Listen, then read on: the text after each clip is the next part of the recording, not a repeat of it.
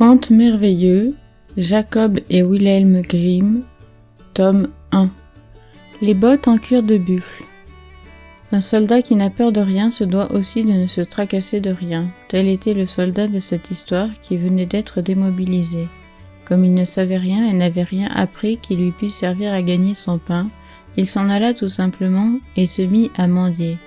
Il possédait un vieux manteau de drap contre les intempéries, et il était aussi chaussé de hautes bottes en cuir de buffle qu'il avait pu garder.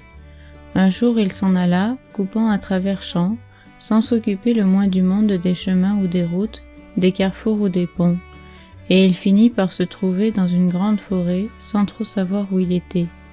En cherchant à se repérer, il vit, assis sur une souche d'arbre, quelqu'un de bien vêtu, qui portait le costume vert des chasseurs. Le soldat vint et lui serra la main, puis s'assit familièrement dans l'herbe à côté de lui, les jambes allongées. « Je vois, dit-il au chasseur, que tu portes de fines bottes fameusement cirées, mais si tu étais toujours par monts et par vaux comme moi, elles ne résisteraient pas longtemps, c'est moi qui te le dis. Regarde un peu les miennes, c'est du buffle. Cela tient le coup, même s'il y a longtemps qu'elles servent. » Au bout d'un moment, le soldat se remit debout. « J'ai trop faim pour rester là plus longtemps, dit-il.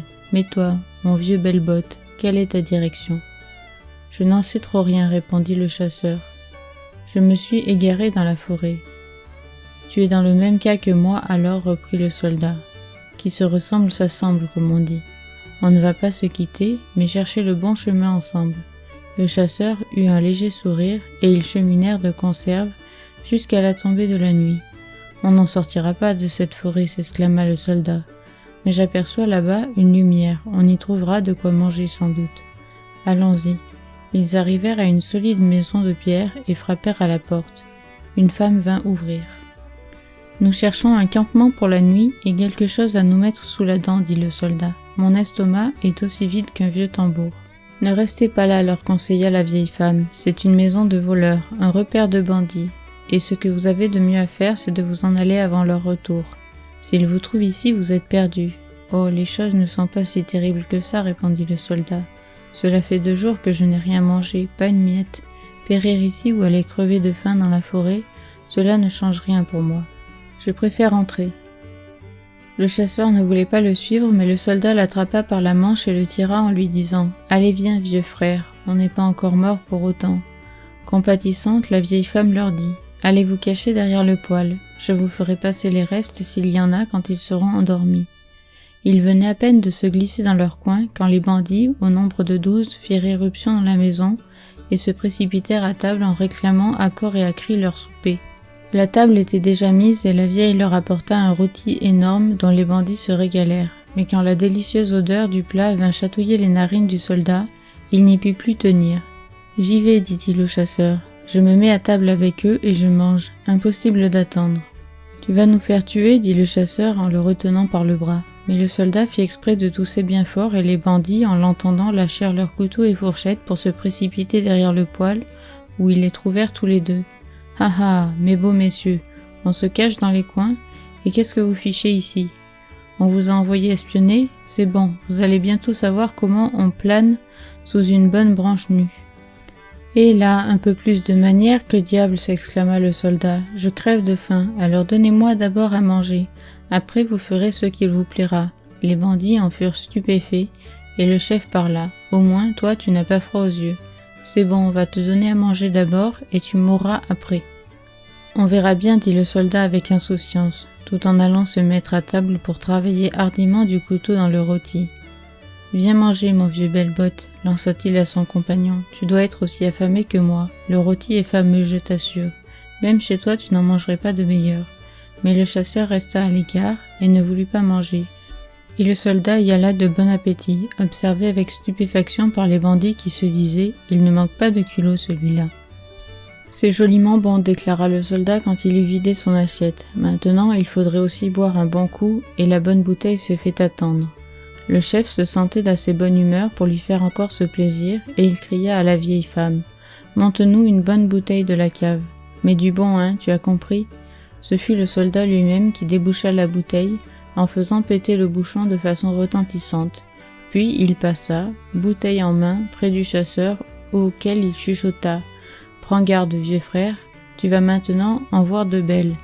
Regarde bien, je vais lever mon verre à la santé de toute la sacrée clique. » Sur quoi il se retourna, leva son verre au-dessus de sa tête et déclama « À votre bonne santé à tous !» Mais la gueule grande ouverte et le bras droit levé, et il but une solide lampée. Il avait à peine dit ces mots que les bandits restaient tous figés comme des statues, la bouche ouverte et le bras droit dressé en l'air. « Je suis sûr que tu as encore bien d'autres tours dans ton sac, » lui dit le chasseur en voyant cela. « Mais c'est très bien.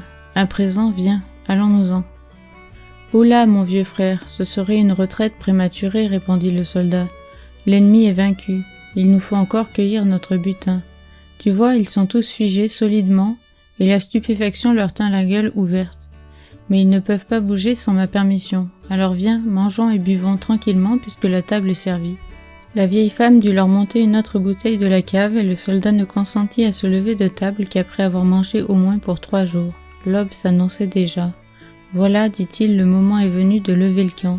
Mais pour n'avoir pas à s'épuiser en marche et contre-marche, on va se faire indiquer par la vieille le chemin le plus court pour aller à la ville. » Une fois là-bas, le soldat s'en fut trouver ses anciens camarades et leur dit « J'ai découvert là-bas dans la forêt tout un terrier de gibier de potence. Vous allez venir avec moi qu'on les cueille au gîte. » Puis il se tourna vers son ami le chasseur et lui dit « Tu viens aussi avec nous, il faut que tu les vois battre des ailes, nos oiseaux, quand on les aura fait aux pattes. » Après avoir disposé ses hommes tout autour des bandits, le soldat prit la bouteille, but un bon coup, puis se leva son verre en disant joyeusement « À votre bonne santé à tous !» Instantanément, les bandits retrouvèrent l'usage de leurs membres et purent bouger.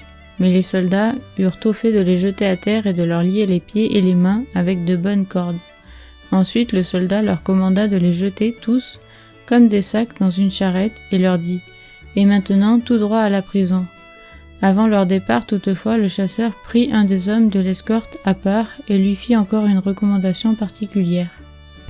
« Mon vieux Belle-Botte, lui dit le soldat, nous avons pu heureusement prendre l'ennemi par surprise et bien nous nourrir sur son dos. Maintenant, il ne nous reste plus qu'à nous reposer à l'arrière-garde et à suivre le train tout tranquillement. » En approchant de la ville, le soldat s'aperçut qu'il y avait foule aux portes et que tout le monde poussait des cris de joie en agitant de verts rameaux.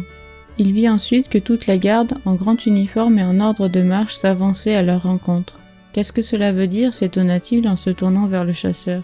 « Tu ne sais donc pas que le roi, longtemps absent de son royaume, y fait retour aujourd'hui » lui répondit-il.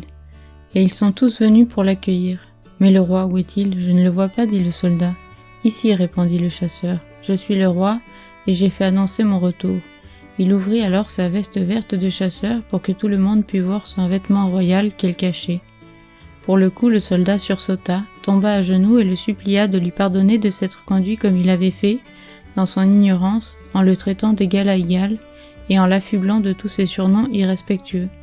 Le roi lui tendit la main en lui disant « Tu es un brave soldat et tu m'as sauvé la vie. Jamais plus tu ne seras dans les misères, je vais m'en occuper, et s'il te prend parfois envie de déguster une tranche de rôti aussi appréciable que celui du repaire des bandits, tu n'auras tout simplement qu'à venir aux cuisines du palais. Mais avant de lever ton verre à la santé de qui que ce soit, il faudra tout de même que tu viennes me demander d'abord la permission. »